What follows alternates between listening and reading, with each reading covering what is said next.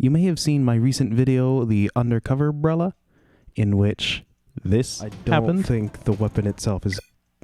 Oh no. My fan is dead. So what I've done is buy a new fan and thermal paste because it's a day one switch and I haven't changed it, so it needs it. Let's get into it. First thing I'm gonna do is remove the Joy-Con and just move them off to the side somewhere. I am not a professional. Don't take this as like a tutorial, this is just me doing it. Now that we've got that out of the way, I lost my kickstand. Let's take the SD card out. You don't need an iFixit kit like this, but I bought it, so I'm gonna use it. Let's grab the tri-wing and let's get it open. There's 4 screws on the sides, so let's get rid of those first. Fun fact, the top of this tray can be used to put your screws in. That's what I do. There's normally some screws on the top and on the bottom.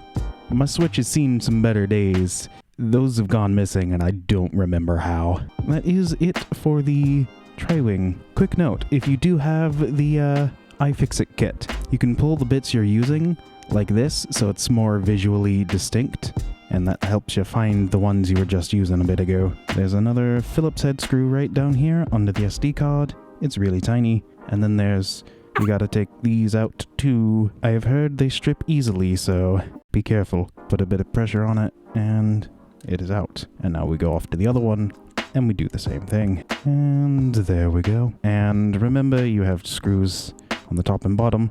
Take care of that. And now I'm just going to take my thumb and slowly go around the edges, not putting any force on it, just going under.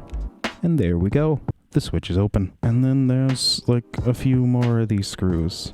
As a note, anytime I go down a second layer, I go up on the levels. This SD card slot can just be pulled out. Simple and easy. I'm just gonna move that off to the side over here and hope I don't forget it. And then there's a few screws here that need to be removed. I believe there's 6 of them. Now, just as before, don't force it, just slowly take it off. And there we have it. Look at how crusty this stuff is. That really needs to be replaced. That's thermal paste, by the way. The next thing to do is to get all of these screws out. So let's do that. Going up another layer, because that's how I keep track of all of this. All right, now let's just slightly pull that up, and there we go.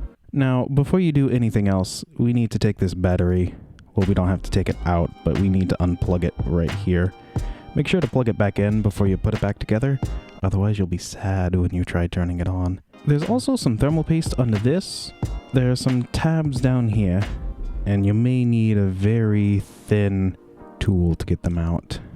Just be very careful when pulling up on this, because you don't want to damage it. Don't force it if it doesn't want to go. Oop, I popped it.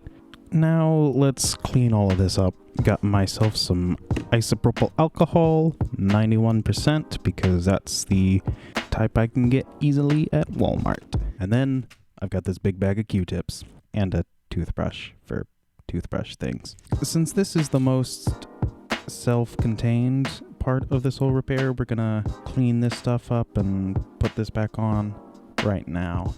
So I'm gonna start by just wetting the Q-tip with some isopropyl alcohol, and then I'm just gonna clean it up. That's about as good as I can get with this. I'm gonna go over it with the dry side real quick, and then I'm gonna take the toothbrush and kind of try and brush it out. There we go, that's nice and clean. Now for the thermal paste. I've never applied thermal paste before, so I'm hoping this goes well. The one thing I know is that you don't want to put too much on there. Just a bit will do. That seems like enough to me. And then we're going... Oop. I just dropped the shield. Clean it off. There we go. That should be good. All we have to do is put it back on. Make sure to keep these wires out of the way. And I'm just gonna push it down. Everything's clipped into place pretty nicely. And there we go. And then we're gonna clean this off. Man, that's crusty. That should be good for now. And if I were just doing the thermal paste, I'd put some more on right now, but we have a fan to install. Okay, looking on the internet, it looks like we need to take these two out and then take out the whole cartridge slot, which reminds me, I have a game in there, so I should probably take that out. Any bets on what game it is? You're wrong, it's Splatoon 2. Now let's take these screws out. We're another layer in, so we go down. Now this is a tiny plastic piece that I don't know what does, but I'm assuming it's very important. So I'm just gonna put it on this black mat and hope I don't forget it. Is this right here that needs to be taken off. This goes to the game cart and touchscreen, I believe. There's another screw right there that I see, so let's take that out. And now we take our spudger tool and we carefully move it off to the side. Now this here is the connector for the fan. So let's just take the spudger. It's got a little flap that you gotta pull up, and then you've got some tabs on the end, and you just pull that out. Pretty easy. Now we have two screws here for the fan, and our fan is out. I was under the assumption that this was a brand new fan, but now that I'm looking at these, it's got little marks right around where these foam bits are. So I think this may be a salvaged part. I hope it doesn't die anytime soon. I'm gonna install it regardless because I have no other option, really. Let me really quick label this fan as bad. I have some of these. I don't remember where I got them. Simple. Now we just do that and let me write bad right on top of it. That's very terrible writing, but you can see, don't use it. And now that it's been labeled, let's put it in my bag of switch parts that'll probably never get used. Now we just need to put the ribbon cable in, and then the fan install will be done. Right, before I do that, quickly put these screws back in. And now we gotta put this ribbon cable back, so let's do that. Let me actually grab some tweezers to make it slightly easier. Make sure the little flap is open before you try doing this. Boop. Make sure that's all in there, and that should be good. Now we can flip this back down, and I'm going to put the screws back in.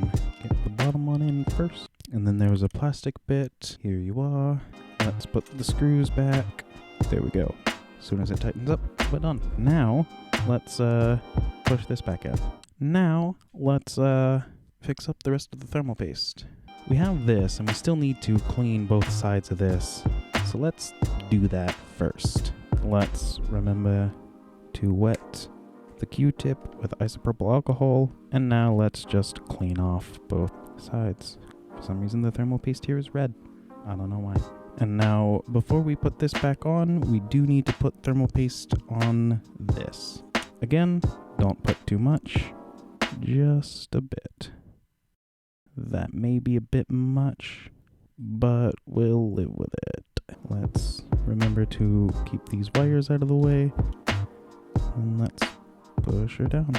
Let's put these screws back in nice and tight. Make sure they're all not like super tight, but like doesn't really want to turn much. Everything is done except for the thermal paste here. But before we do that, we got to clean off the shield. Look at how crusty this stuff is. It is not good.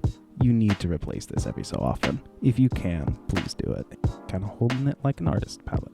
Let's move the heatsink off to the side for a second, because we have the last bit of thermal paste to put on. I've heard it's a good idea to put it down in a line like this, so that's what I'm doing.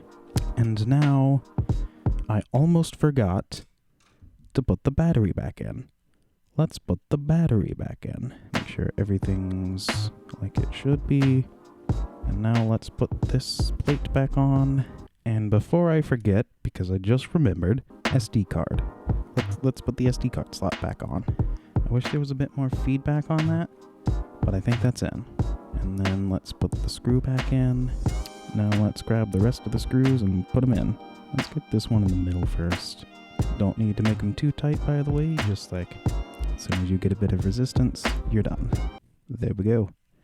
Now, there's a bunch of fingerprints on here, so I'm going to clean that up real quick. I'm just going to grab a paper towel and put some isopropyl alcohol on it, and then I'm just going to rub it down. There's no reason to do this per se, but I like it when things are nice and clean. That's good enough for my standards. Wow, there was a lot of dirt on that. I'm a little surprised, honestly.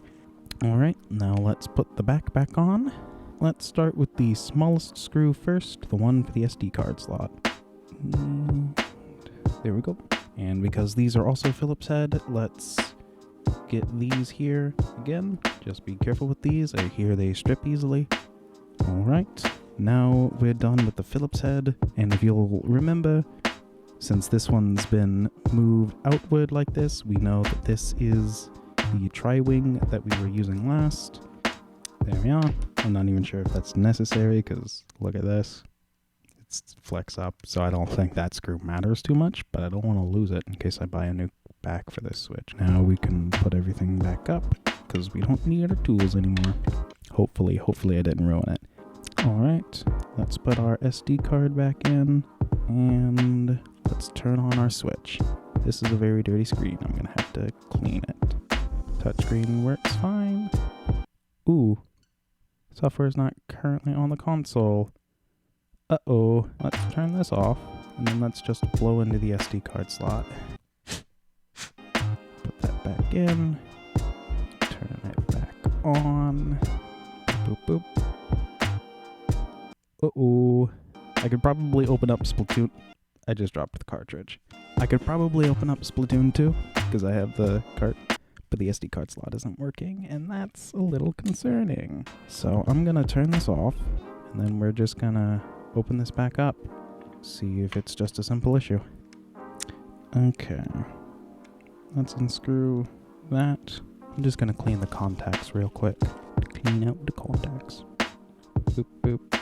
Try to be 100% sure we're putting this in correctly. I think I felt that actually pop that time. And I'm going to put the back on, but I'm not going to screw it back on because if there's more problems, I want to be able to get in easily. Put the SD card back in, and let's turn her on. Touchscreen still works. There we go. It either wasn't clean or something else. Alright, we've determined it's working. So let's take that SD card out. Let's put all the screws back in. It was a very simple issue.